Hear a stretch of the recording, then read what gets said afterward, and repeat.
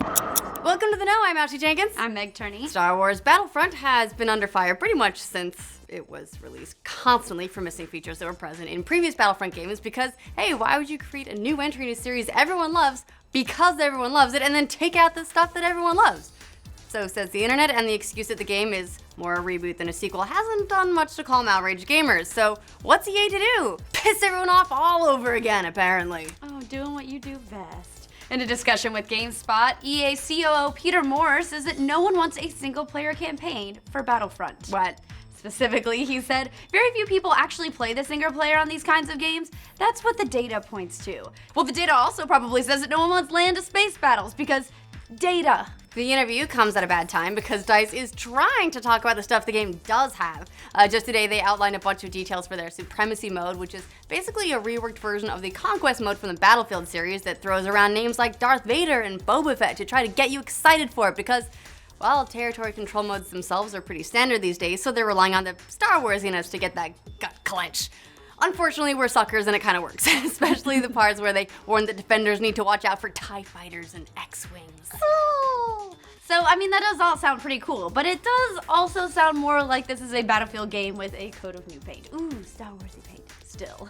A lot of Battlefront fans were worried about this exact thing when DICE took on development of the game, and it looks like that concern was justified. Maybe that's why Moore was so aggressive about dismissing a campaign. Or maybe he's just trying to get ahead of more bad press for the game and nip it in the bud. Telling people what they do and don't want is an interesting way of doing that, but hey, what do we know? We're not a CEO who once tattooed the Xbox logo on our bodies as a measure of our undying devotion to the Xbox brand before quitting and heading to EA instead.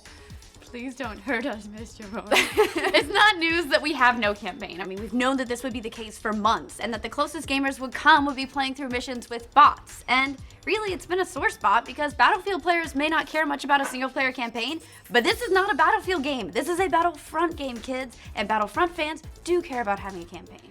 And now it sounds like EA is using Battlefield stats to determine how to make a Battlefront game. Remember, the other Battlefront games were made by LucasArts, and the last one was in 2005.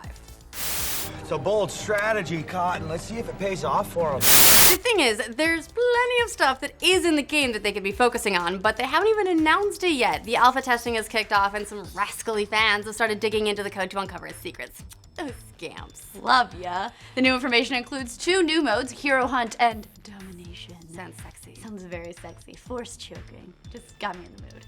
There aren't many details on Domination, except that it's sexy. If you'd asked me, I would have thought it was probably a placeholder name for Supremacy, but it turns out they're totally different.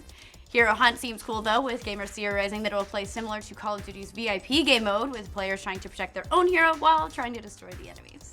The alpha has also revealed player counts for the various modes. Supremacy will support 20 versus 20, the same as Walker Assault, while Drop Zone will support 16 players, Cargo is for 12, Fighter Squadron is 10v10, Hero Hunt is for 10 players, and Domination is for 16. If you're lucky. The alpha also lists Team Deathmatch as 40 players, but there's a little bit of confusion because that was announced at the end of July under the name Blast and was listed then as 10v10. But again, it's an alpha and there's plenty of stuff still shifting around, so that may be one of the details.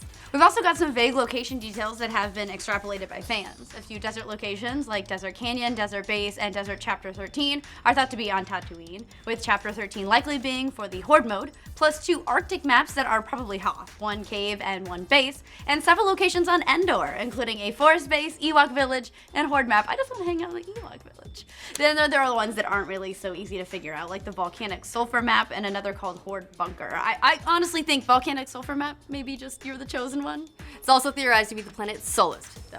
Yes, so we'll see. If we're being official about it. Still not enough? Well, you're gonna need weapons to shoot each other with. Players will have access to the DLT-28 blaster rifle, DL-44 heavy blaster pistol, RT-97C heavy blaster rifle, SE-14C blaster pistol, and T-21 light repeating blaster. Plus, there's a new weapon that doesn't appear in Star Wars canon yet called CA-87. Spoiler alert, it's probably got lasers on it, and the game also has references to flashbangs, smoke grenades, probe droids, and viper droids. Are smoke grenades really still a thing in Star Wars combat? Are laser grenades too much to ask for? Everything else is made of lasers. You may as well just take your blunderbuss into battle. A blunderbuss that shoots lasers would be pretty friggin' cool.